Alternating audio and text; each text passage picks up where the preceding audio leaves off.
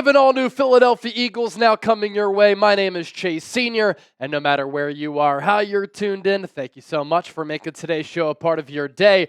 And coming up, we have some good news for Philadelphia. We have some bad news for the Birds going into the 2025 NFL Draft and this upcoming season. Stay tuned for all of that, but I do want to begin with today's poll question. You see the hoodie right here. Eagles, Super Bowl 59 champions, and we're talking about this Eagles roster going into next year. So what is your level of confidence that the Birds can repeat and win back-to-back Super Bowls? Scale it for me from 1 to 100. 1, not confident at all. 100, supremely confident.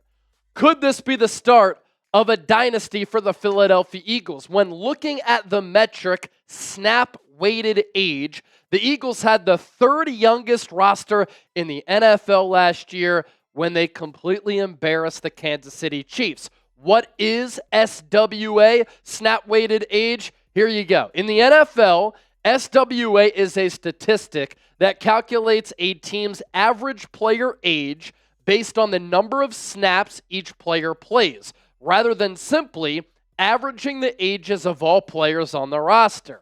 Each player's age is weighted by the number of snaps they played during the regular season, and then the weighted ages are averaged to determine the team's snap-weighted age. SWA can be useful for understanding a team's age profile, predicting future performance, and identifying potential areas for improvement, such as addressing aging players or targeting specific positions in the draft. All of that pretty important from a macro and micro standpoint, right? There's a key line there as well for the topic of this conversation, that SWA can be useful in predicting future performance. The Eagles, of course, have let a lot of players go this offseason. Vic Fangio has lost a number of starters and marquee players, especially on the defensive side of the ball. All that being said, the Eagles are still one of the best, youngest, and most talented teams in the NFL going into 2025. They have some needs on this roster, but there are no glaring weaknesses and holes on this Eagles team. So if health stays on their side, I think Philadelphia has a golden opportunity for a dynastic run and to be in the mix to win a second straight Lombardi trophy. Now, going back to SWA, let me share the screen here. These will go on your screen right now from the oldest teams up top in snap-weighted average on down. So there you see the Miami Dolphins. Total SWA on their entire roster is 27 years, 8 months. Their offensive SWA you see there and the ranking, and then you see the defensive SWA and the ranking there. All the way down at the bottom, Philadelphia Eagles. They have the third lowest SWA, snap-weighted average. And so their total SWA last year in 2024, 25 years and 9 months. That ranking 30th among 32 teams in the NFL. Their offensive SWA, 26.5. That ranked 17th. And then their defensive SWA, 25.6. That was 30th. So in totality there, it's good. It means this Eagles roster is young. They have a lot of youth on this football team. Their special teams SWA was 25 years and 2 months. That ranked 31st. The only teams lower, the Las Vegas Raiders and the Green Bay Packers. So if you've struggled to understand, right, what the Eagles have done this offseason, Howie Roseman's plan, this kind of helps support what Howie and the Eagles have done, what they want to do and continue to do. Because the Eagles' plan here is to let these young players who they like on this team continue to be core pieces, continue to develop. Some of the other young players who haven't played that much, the Eagles want to see them get more playing time because they like their player evaluations, and they know as an organization that even though they've lost some players, they've let them go to save some coin in the future to pay some of their homegrown players contract extensions. And some of those looming extensions included on your screen right here. Blankenship, one of the top young safeties in the NFL. I posted over the weekend. I think it's one of the more underrated players in the NFL, maybe the most underrated player on this Eagles team. Cam Jurgens going into the final year of his deal. Jalen Carter is going to make between $30 and $40 million per season. If Nolan Smith takes another leap from year 2, year 3, he's going to be due a bag. Jordan Davis can be included on that list. Other players can be talked about as being in the running for these contract extensions, but that's the big 5 right there. And then furthermore, you look at the Eagles' ages per position group, and this is pretty telling with where Philadelphia is as a football unit too, and why they really do have a good opportunity to potentially repeat as Super Bowl champions because of how Howie Roseman has been able to construct this roster. And it really is impressive what he's been able to do here. You know, at the quarterback spot, their age is 25.8. At running back, 26.2. At wide receiver, 25.4. Tight end, 27.2. Offensive line, 27.1. Defensive line, 23.8. Edge rushers, 26.7. Linebackers, 26.1. DBs, 25.8. And then their special teams at 28.9. Not a group there that is close to 30 years old. And then I want to flip the page here to just give you a foundational understanding of how young some of the marquee players are on this Eagles team, and they figure to continue to be building blocks for the most part for Philadelphia moving forward. Cooper DeJean is 22. Keely Ringo, Will Shipley, Jeremiah Trotter Jr., also 22. Quinyon Mitchell, Moro Ajomo, Eli Rex, 23. Jalen Carter, Nakobe Dean, Jalix Hunt, Azeez Ojulari, Nolan Smith, Tyler Steen, all 24. Sidney Brown, Jordan Davis, Cam Jurgens, 25. Reed Blankenship, Landon Dickerson, Jalen Hurts, Devontae Smith, Josh Uche, 26. A.J. Brown is still only 27. Feels like he's been in the league forever. Saquon Barkley will be 29 this year. He's 28 right now. Zack Baun, Jordan Mailata, also 28. Jake Elliott, Dallas Goedert, 30. And then the elder statesman on this Eagles team, now that Brandon Graham has retired, is Lane Johnson at 34, but he's still playing at a very, very high level. We have a lot more to get to here on today's show that has to make you feel good as an Eagles fan, that this Eagles roster, if they can stay healthy, they can continue to be very, very good and be in championship contention for the foreseeable future. If you're liking what you're seeing today, if you want the most elite coverage, covering the Eagles every single day, year-round right here on YouTube, hit that subscribe button right now. And, of course, you already know, go Birds. Our sponsor for today's program, our friends at GameTime, the best app in the ticketing marketplace.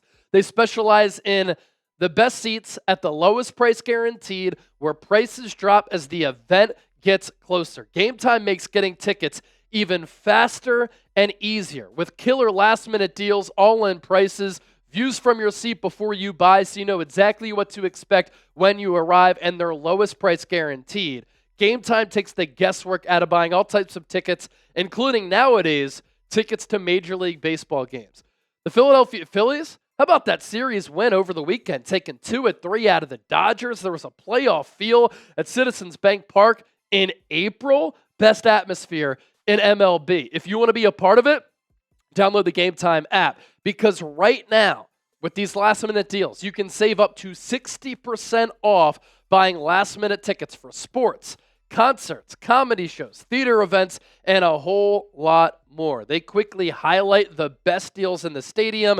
Zone Deal's a cool feature where you can save even more when you choose a section, and then you let GameTime choose the seats. All-in pricing, toggle that. It shows you your total up front with no surprise fees at checkout. GameTime also has the lowest price guaranteed, or they will credit you up to 110% of the difference. You can't miss out on what GameTime has to offer. Take the guesswork out of buying tickets with GameTime. Download the GameTime app, create an account, use the code ChatSports, $20 off, first purchase only. Terms apply. Again, create that account, use that code ChatSports. Download the GameTime app today. Last minute tickets, lowest price guaranteed.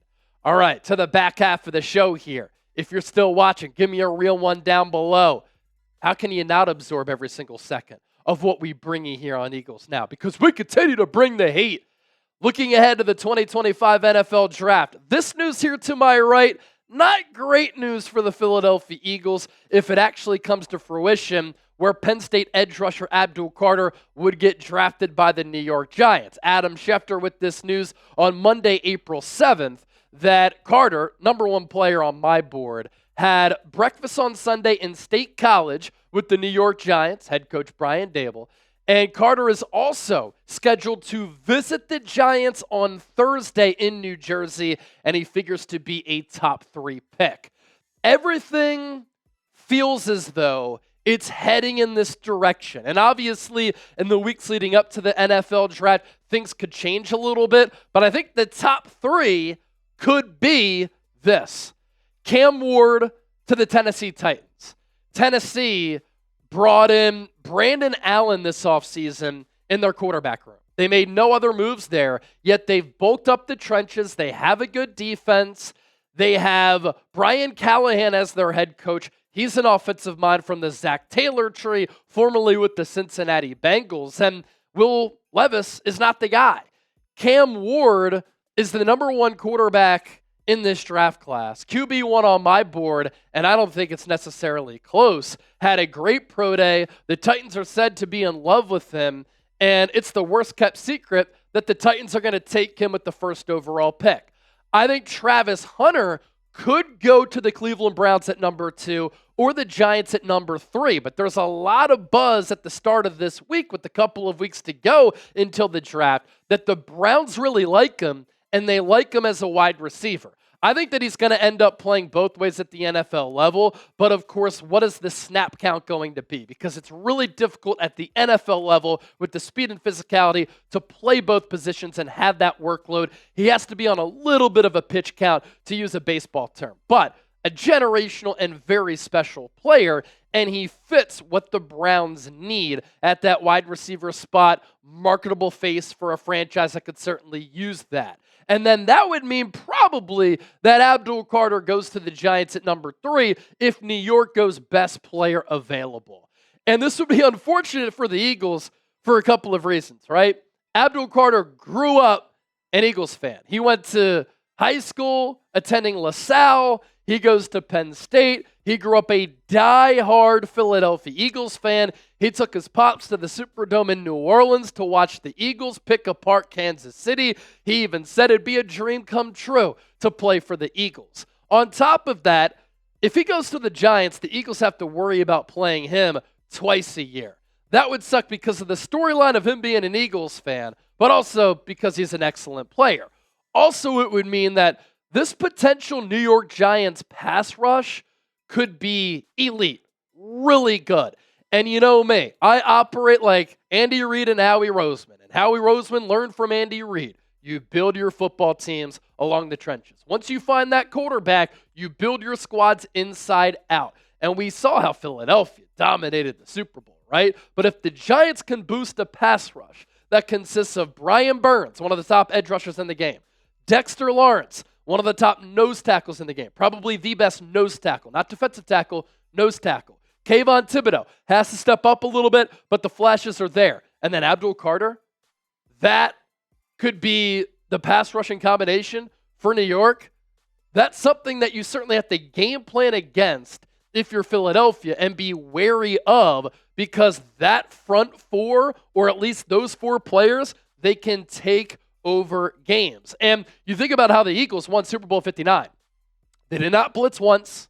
They got home with 4 all night long against Patrick Mahomes. They generated 25 pressures without having to dial up a blitz, and they dominated the trenches up front with Brandon Graham, Jalen Carter, Jordan Davis, Nolan Smith, Jalex Hunt, Moro Ajomo, Milton Williams. They were relentless, to a point where we saw Patrick Mahomes looked as lost and as flustered as we've ever seen him.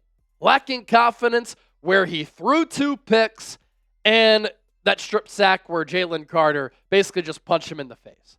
But the Giants could replicate a little bit what the Eagles had in 2024. That's with the dominant front. And I don't really like what the Giants have done this offseason. There's no doubt about it. Joe Shane, their general manager, I think gets a pass sometimes for being a handsome dude. But he knows that his seat is hot going into 2025.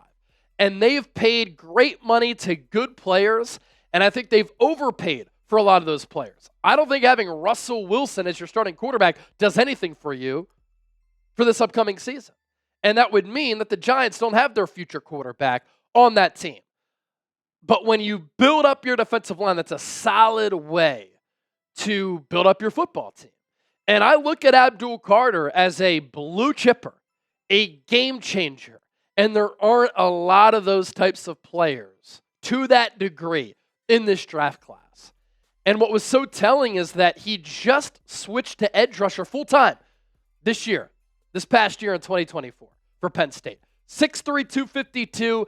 Now, there might be some questions there with the weight. That's what Penn State listed him as, but he didn't do anything at the combine, and he didn't do anything at his pro day because of lingering shoulder and foot issues. Those are problems. But he has burst, twitch, speed, and bend coming off that edge spot. All of those traits very important. The physicality to win at the attack.